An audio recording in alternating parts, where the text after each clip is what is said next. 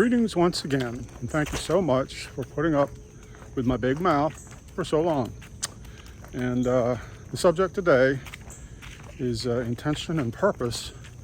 But before I go into that, I want to mention something else that's popped into my head, and that is when it comes to having babies. I have a friend who's going to have a child soon, a couple, and I want to tell them to use a midwife like we did with our children, because if you get a doctor, a male doctor especially, they'll be looking at their watch like, oh well, we're running out of time here, got to do a cesarean on you. But also, when it comes to trauma, the Western birthing system, or whatever the hell you want to call it, for a long time, basically, one of the main tenets was that when the baby's born, the doctor slaps it on the back to get it breathing, which is completely unnecessary. That's a terrible thing to do. And when you think about it, it's very traumatic. Even though the child is pre-verbal, the effect it's going to have on the entire system, you're basically in utero, inside the mother, you're growing, you're feeling things, Then you pop out and you're smacked with a hand that's the size of a queen mattress, basically. So anyway, I'm sure I had that, and probably, I don't know if they're still doing it, but probably a whole lot of people have that. Anyway, purpose and intention. So I mentioned nature a lot, the universe, things like that. And people, feel that they have a purpose, perhaps, or they have an intention or a plan or something like that.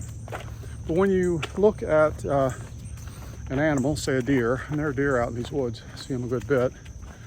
So does the deer have a purpose, Well, the male deer might have, a purpose in mating season.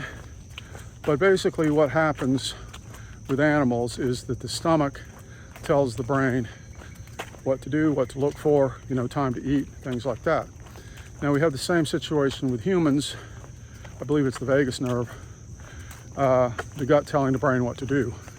So this is also the common thread with a lot of addictions, that the gut is telling the brain what to do, largely sugar, So reach for sugar or empty carbs or alcohol, which turns into sugar also in the system. So anyway, there's communication going on there, which shouldn't be surprising because the whole body communicates with itself all the time anyway. But intention and purpose. Say, for example, you're out here walking in the woods and you're looking at things. Say maybe you're an artist, you're looking for inspiration, or you're looking for nice colors, or a shape, or an animal, or a plant, or something, or you have a purpose, which is to get exercise, or to get fresh air, get out of the house, something. So, depending on the individual, there may be many layers to these purposes and intentions, but almost needless to say, they're all going to be there to a great degree. And I'm not taking the high ground here because I've done it too. Being an artist, if a leaf, the colors, the oranges and green, yellows and things, red, pop out at me, then I will take note of it. But then again, bright colors do stand out anyway. That's the nature of optics and the way the eye works. But is it possible to not have a purpose or intent? Is it good? Can it be done? And what will it yield? Well, as I said, it's okay to have a purpose or an intent, depending on what it is. Your purpose and intent may be to exterminate, a race of people, or to provide for your children, or to, fight with people, be political, have a relationship, all these different things. But what happens is you can get into a trap, a loop, where that purpose, that intention is going on all the time. Now, I've worked for decades, you know, and I've got a history and I've got an active brain and everything. And it's like I come out here and I want to think I don't have an intention, you know. I do have a purpose, which is exercise, but I'm not necessarily thinking about that. I'm not timing myself or counting steps or anything like that. But nonetheless,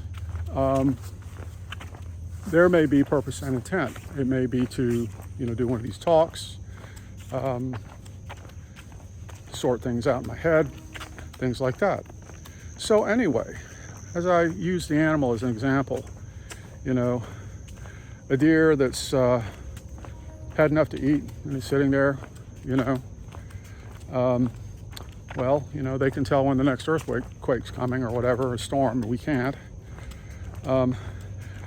They're basically taking the purpose or intent and giving it a rest. So with ours, we don't have to pursue them 24/7. We can give it a rest. And when you give it a rest, then you open the possibilities of other plans, purposes, intentions. Because if you don't ever stop, then it's going to be very hard for new ones to arrive anyway.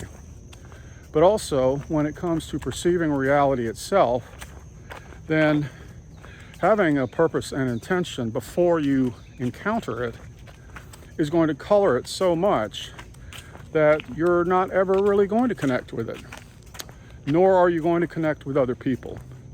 So you may run into this quite a bit, you know, in conversation with people. You might meet someone, and before you know it, they're off and running about something. Could be politics, could be sports, you know, whatever, or some complaint or something.